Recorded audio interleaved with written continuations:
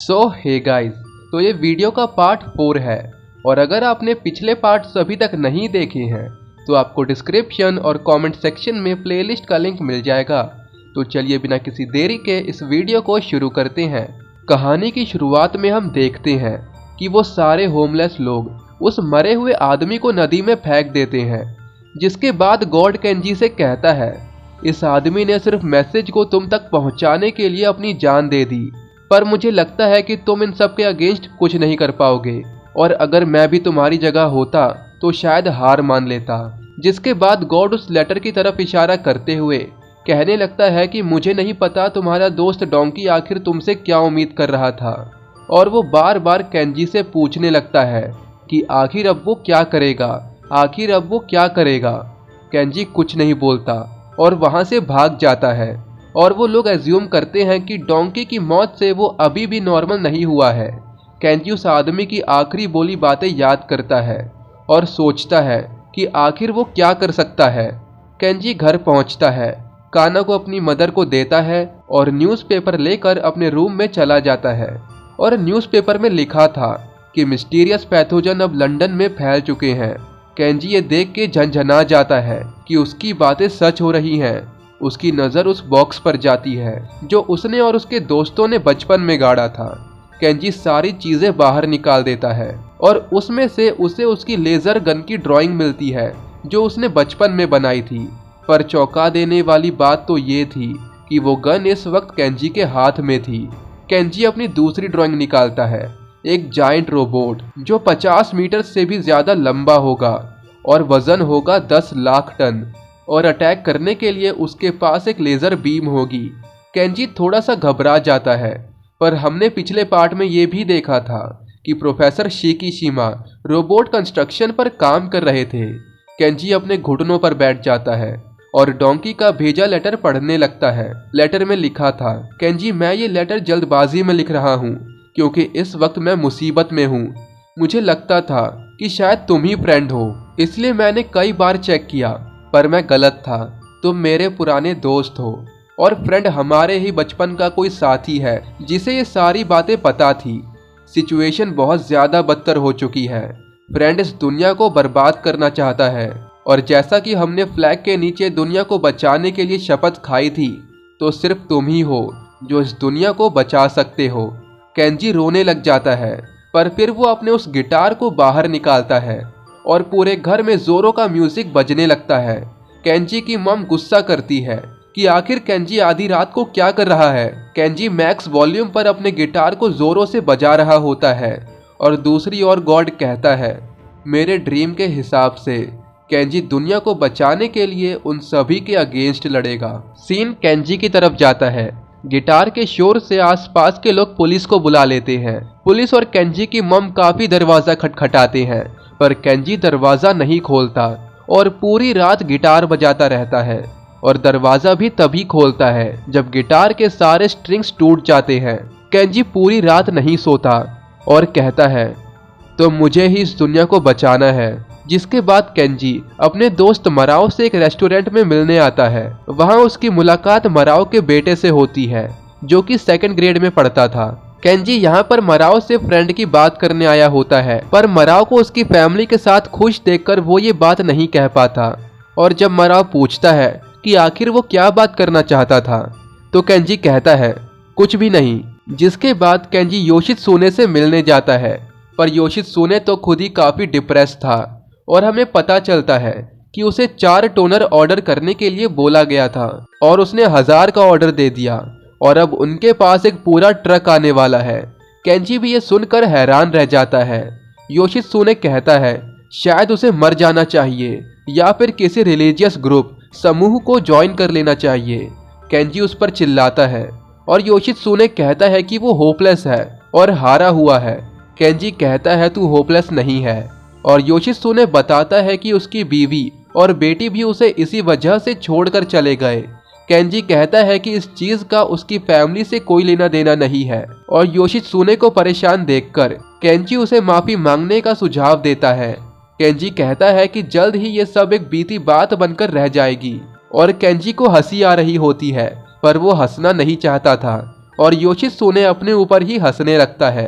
Kenji उसे डांटता है और कहता है ये कोई हंसने की बात नहीं है, तू सच में बेवकूफ है। योशित्सुने का मूड काफी अच्छा हो जाता है और वो केंजी को थैंक यू कहता है और योशित्सुने अपनी बीवी और बच्चों से मिलने जा ही रहा होता है कि तभी वो पूछता है कि केंजी तुम मुझसे कुछ बात करना चाहते थे ना। केंजी कहता है कुछ नहीं, और वो अपने मन में कहता है कि वो योशित्सुने को अपने साथ दुनिया बचाने के लिए नहीं कह सकता। जिसके बाद केंजी फिर से उसे इंजीनियरिंग स्कूल में आता है और मसाओ के बारे में पूछता है। वो लड़का बताता है कि मसाओ तो नहीं है, पर उसके लिए 100 पोस्टर्स का एक पैकेज आया है। केंजी कहता है पोस्टर्स, और एक पोस्टर जो कि बुलेटिन बोर्ड पर लगा था। केंजी उसे देखने जाता है और वो पोस्टर्स फ्रेंड के कॉन्सर्ट के बारे में था जो जल्द ही होने वाला था। केंजी घर आता है और उस लेजर गन को अपने कपड़ों में छुपा कर कहीं निकल जाता है। केंजी के पीछे से उसके दोस्त उससे मिलने आते हैं, ये जानने के लिए कि आखिर केंजी उनसे क्या बात करना चाहता था। केंजी की मॉम, जो कि काफी गुस्से में थी, बताती है कि केंजी पागल हो चुका है, आधी रात को गिटार बजाता है, स्टोर का ध्यान नहीं रख रहा और अब वो काना को भी उसके पास छोड़कर चला गया है। और आज सुबह वो किसी फ्रेंड कॉन्सर्ट के बारे में बात कर रहा था और हम देखते हैं कि केंजी फ्रेंड के कॉन्सर्ट हॉल में पहुंच चुका था। अगले सीन में हम केंजी को सभी लोगों के साथ हॉल में बैठा हुआ देखते हैं। 3 कॉमेडियन सभी को एंटरटेन कर रहे होते हैं, पर अजीब बात ये थी कि वो बिल्कुल भी फनी नहीं था। इसके बावजूद सभी लोग जोरों से हंस रहे थे। केंजी को कुछ भी समझ नहीं आ रहा था। जिसके बाद एक म्यूजिक शो होता है, सभी बहुत इंजॉय कर रहे होते हैं, पर केंजी सोच रहा था कि आखिर फ्रेंड कब आएगा। और अब केंजी का उस माहौल में रहना भी मुश्किल हो गया था। सभी लोग रॉक यू चिल्ला रहे थे और केंजी के बगल के लोग भी, पर केंजी तो रॉक बैंड में रह चुका था और उसे लगता है कि यहाँ पर रॉक जैसी कोई चीज नहीं है। वो अपने आसपास देखता है कि कैसे सभी उस सिंगर की परफॉर्मेंस एंजॉय कर रहे हैं। केंजी कहता है कि मैं इसे रॉक नहीं बोल सकता, और केंजी के बगल के लोग उससे पूछने लग जाते हैं कि वो खुश नहीं लग रहा, और केंजी अपने बगल वाले आदमी को कोनी मारता है और उन्हें दूर हटाता है। और तभी स्टेज पर सिंगर कहता है कि यहाँ एक आदमी है जो एंजॉय नहीं कर रहा है, जिस पर केंजी को लगता है कि शायद ये मेरी बात कर रहा है, पर वो किसी और लड़के को स्टेज पर बुला लेता है और उसे सबके सामने एंजॉय करने के लिए कहता है, और वो लड़का भी रॉक यू कहने लगता है। पर उसके बाद उस सिंगर की नज़र केंजी पर भी चली ही जाती है और सभी लोग केंजी को उठाकर स्टेज की तरफ ले जाने लगते हैं। केंजी फ्रस्ट्रेट हो जाता है और सभी को वॉयलेंस से अपने आप से दूर करता है और चुपचाप स्टेज की तरफ जाने लगता है। केंजी सिंगर के करीब जाता है और उससे माइक मांगता है। केंजी सीधा माइक छीन लेता है, जिस पर कुछ लोग उसे रोकने आते हैं और केंजी गन निकाल लेता है और सारी ऑडियंस को चिल्ला चिल्ला कर कहने लगता है कि फ्रेंड, जिस पर वो लोग इतना भरोसा करते हैं, उस फ्रेंड ने उसके बचपन के फ्रेंड को मारा है, सैन फ्रांसिस्को और लंदन में पैथोजेंस छोड़े हैं।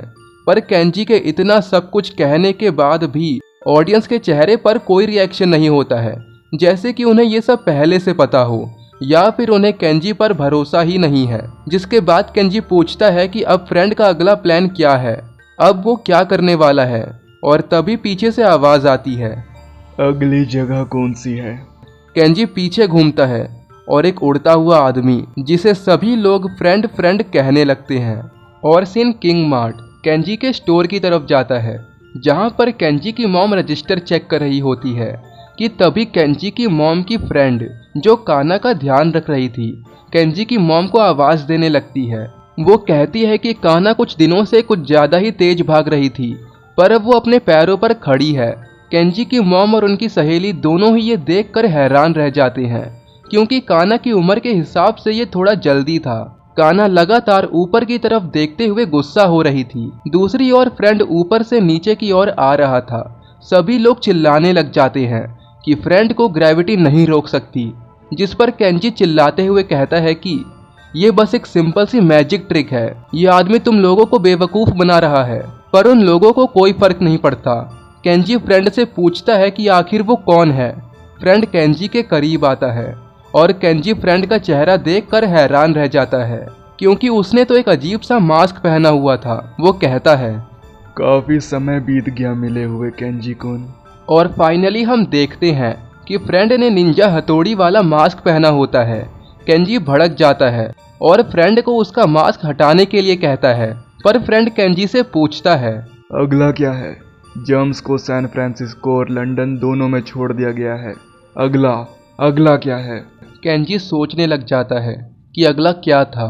उसे याद आता है कि उसने टोक्यो को आखिर के लिए रखा था और केंजी कहता है कि अगला है ओसाका, जिस पर फ्रेंड काफ़ी एक्साइटेड हो जाता है और कहने लगता है, यस ओसाका, जैसे कि वो खुद ही भूल गया हो।